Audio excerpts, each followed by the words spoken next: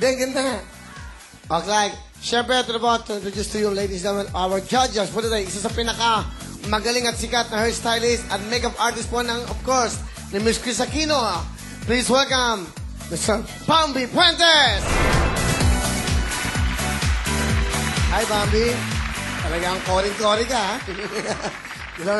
Isa ho sa mga top models at showbiz news anchor sa TV Patrol World. Nakikita niyo siya tungkol sa mga TV Patrol Showbiz News. Ito na po ang the beautiful Miss Pamela Boranda. Thank you, Pam. At syempre, ito na po, dating PBB. Talaga namang hinahabol ng mga girls dahil napakagwapo.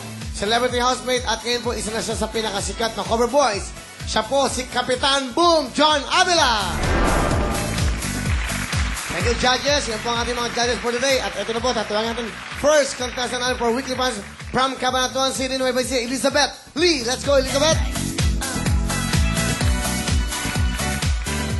Hi, Elizabeth. How are you? Ano nararamdaman mo yung Weekly Finals na? Okay lang po, and masaya kasi nakarating akong weekly finals. Say hello to the judges. Good afternoon po. What can you say about John?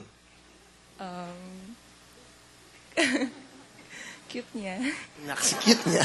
You're cute, John, okay? Alam mo, ito ay tiga Nueva Ecija, kababayan ko sa Cabanatuan City. Ngayon, nung una, anong araw ka ba? Monday, Wednesday? Nung Monday. Ngayon, excited. Anong preparasyon para sa weekly finals? Nag-rest po ako, tapos madami din pong pagbabago kasi ang dami pong nagte-text tsaka nagme-message po sa akin sa internet na I hope I can make it on the top daw po. Wow, good luck sa'yo. Okay, eto na, pa hindi magtagal. Eto na, siya ba? Talent kagad? Talent tayo kagad? Aba, anong talent? Anong talent? Singing po. Singing, so talent tayo and then the question. Okay, so pakikita muna po natin ang kanyang talent. Ladies and gentlemen, please welcome. Okay? Elizabeth Lee. All right.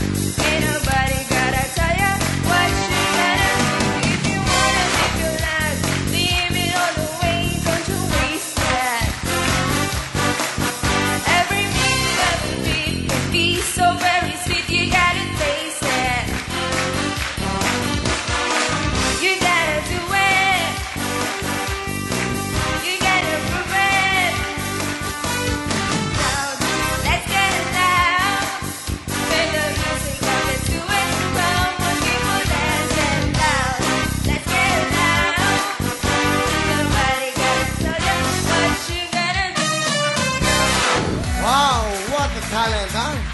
Okay, bago lahat, siyempre, okay. Elizabeth, meron ka mga, of course, from Bambi Puentes, meron kang question sa kanya. Kailangan maganda ang pagsagot mo. Hindi kita pinapakaba, nanonood ang pamilya mo at buong mundo. Dapat maging proud sila sa'yo. Kaya ako sinasabi yan para maganda yung mga sagot nyo. Here's the question, Bambi. Sa cellphone ng boyfriend mo, nakita mo na hindi pa dinidelete yung mga messages dati at saka yung telephone number niya.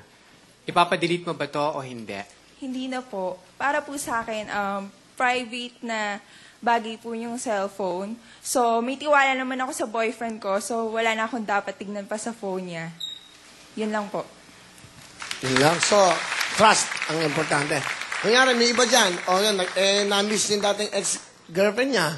Nag-text lang siya, nag-birthday. Hi, I just wanna wish you a happy birthday. Sayang, namimiss kita. Load ka naman. Ano reaction mo for that? Wala po. Baka po close friend lang niya. Okay lang po sa akin yung ganun. Okay, nag-text ulit siya. Okay, ha? Nag-text ulit. Ang sabi, yung gatas, mauubos na. Di ba?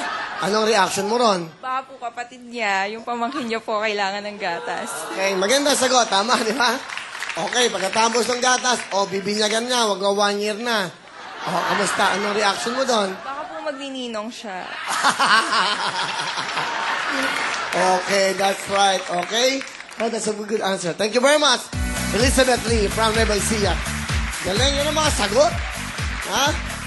Now, di ba natin natawag? Balik ka doon. Natawagin kita. Para maganda, okay yan? Para makita yung lakad mo, okay? Okay? Yan. Contestant number 2 from Iloilo City. Please welcome Apple Berganyo. Yan. Okay lang, Apple. Kinakabahan ka ba? Sobra. Relax lang. Inhale. Inhale, exhale. Ganda. Nakita mo, dapat ganyan. Alright. Kamusta? Nung Friday ka ba nanalo? Wednesday. Wednesday ka nanalo. Ano na ngayon ang pagbabago sa buhay mo? Maraming nagte-text sa akin na sana makapasok ako sa final. Finals natin. So, yung mga kababayan mo sa Iloilo, Oh, ang dami nilang nag-text, tsaka lalo na sa pamilya ko. talaga.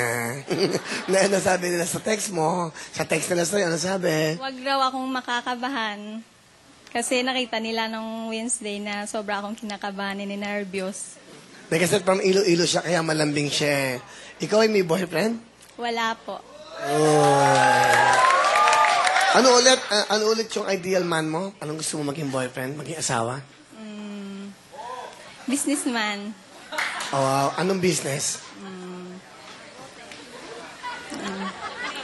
Sasakyan. Sasakyan. Sasakyan yung kanya. Sasakyan. Okay. Okay, si Apple po ay isang nurse as aid undergraduate siya. Pero ito, mahilig magluto. Ang paborito mo, putsero. Magaling mo magluto? Opo, gusto mo lutuan kita? Oh, talaga? Puchero, ha? Sasakyan, puchero. Di ba? Okay. Eto, mahilig ka na mag-party at magbilyar. Opo, mahilig ako gumimik, mag-party, tsaka mahilig din ako mag-billiard. Bakit bilyar ang gusto mong game? Kasi hanga-hanga ako sa mga babaeng napakagaling mag-billiard. Ah, talaga? O, relax ka lang, ha? Okay. Anong talent? Sasayaw. Ano yung sasayaw mo? Buttons. Buttons? Okay, sige. Ito na po siya. Apple Berganyo.